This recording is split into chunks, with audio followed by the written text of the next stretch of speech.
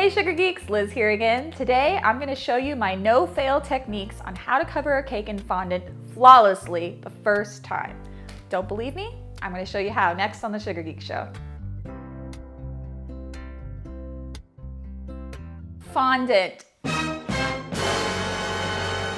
So many people think it's so scary. How do you roll it out? How do you make it not lumpy? It's just, it's outside of your comfort zone. I get it. Step one, fondant. We are using my marshmallow fondant recipe. You can watch the previous video to learn how to make that.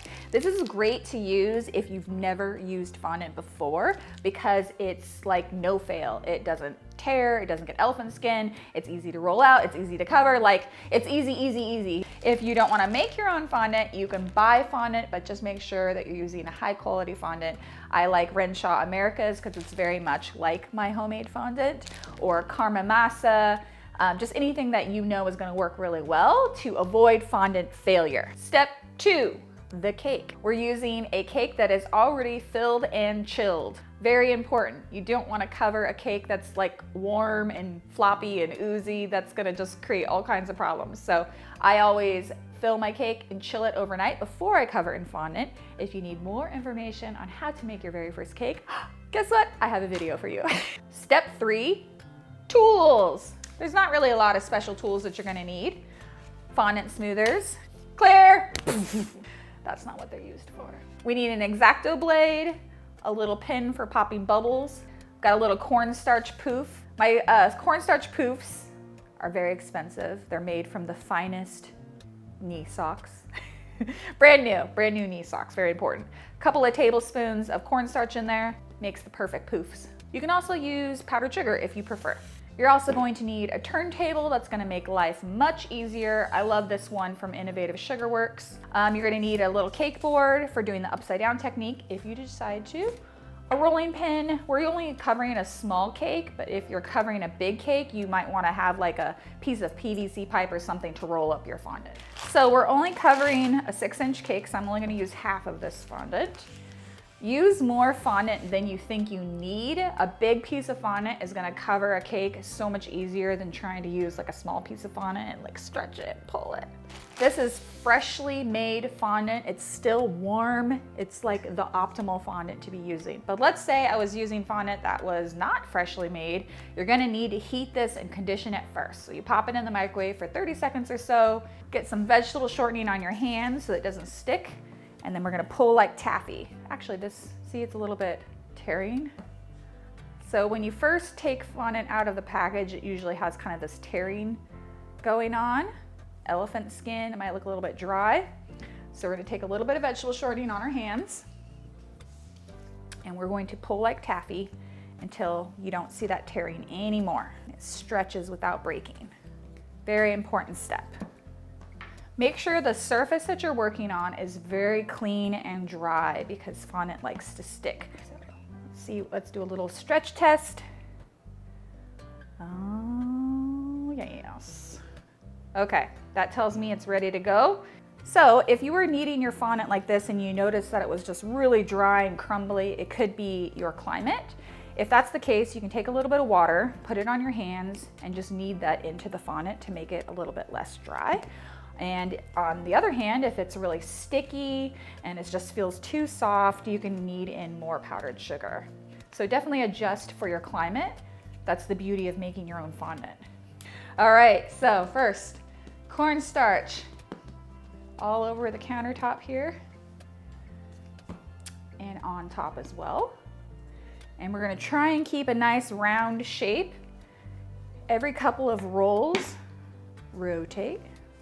We just want to make sure you're rolling evenly, don't try not to roll really thin in one spot and leave another part thick. And every time you rotate, you're making sure it's not stuck. And then as you roll, you will always notice that there's bubbles. So when you see a bubble, just poke it with a pin, straight pin. This is my fancy fondant poking pin. And then just push the air out. So sometimes people ask me how to avoid bubbles. And the answer is, you can't. They just happen. So we don't want to roll it out too thin, but you don't want to leave it really super thick either because you don't want to waste fondant. So you're going for about 1/8 of an inch thick, which is about the thickness of a quarter. Maybe a little bit thicker. Yeah. If you go too thin, then you'll like see through your cake and it will tear. So the good news is if that happens, you can just take all the fondant off your cake, re-knead it, roll it out again. Okay, so now we're gonna roll this fondant up onto our rolling pin. And we're gonna do a little bait and switch.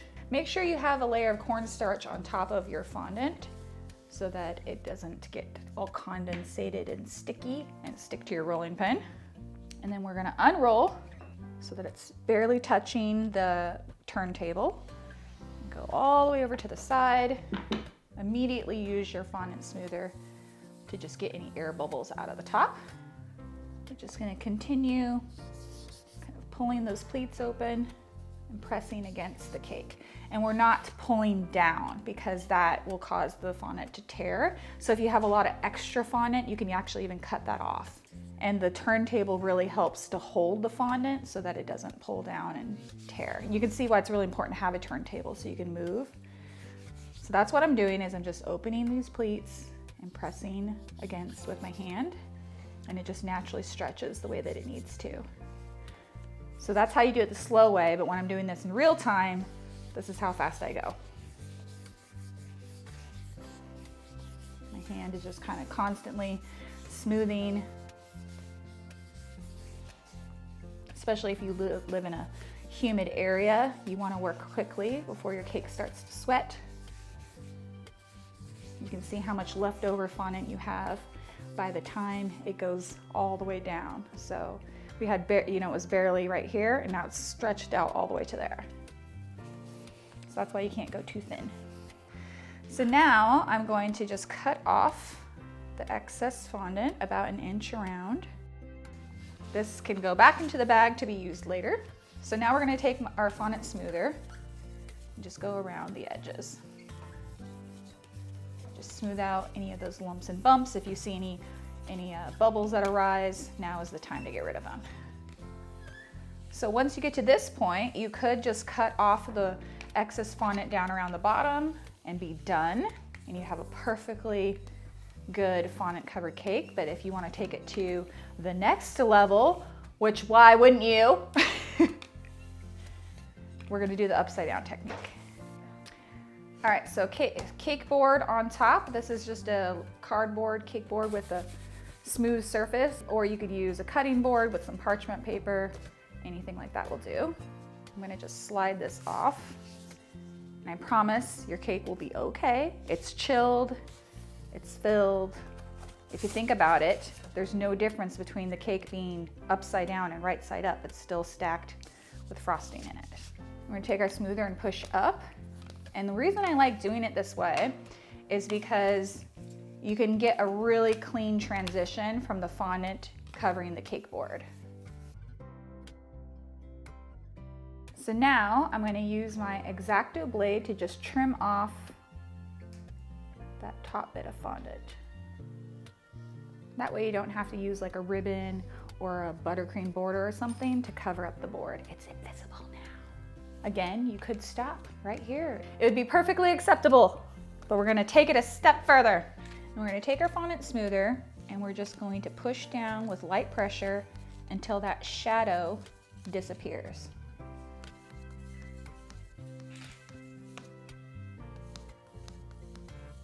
And this is going to make that super sharp edge on your fondant, which you don't have to do, but I wanted to put it in here just in case so that you weren't wondering, like, how did they get those sharp edges? Is it the buttercream they use? Is it because the fondant is thick or thin? No, it's because you sit here and make tiny little circle motions until you have a sharp edge. Bubble. Bubbles happen.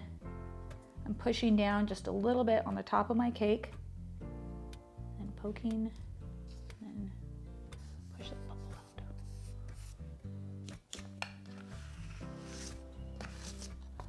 Bubbles can happen from air being trapped underneath the fondant and the buttercream. It can also just be air escaping the cake and the temperature change.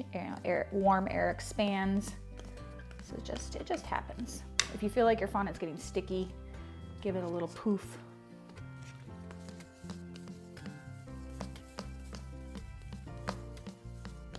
And by the time you're done, your back should be killing you, and that's how you know you did it right. But like really. One last little shine. Okay, and flip. You have to make that noise. Ta-da! Flawless fondant cake. Okay, now your turn. Put away the fear and pick up the fondant. Thanks so much, guys. I'll see you next time. That actually looks really good. Good job, Liz.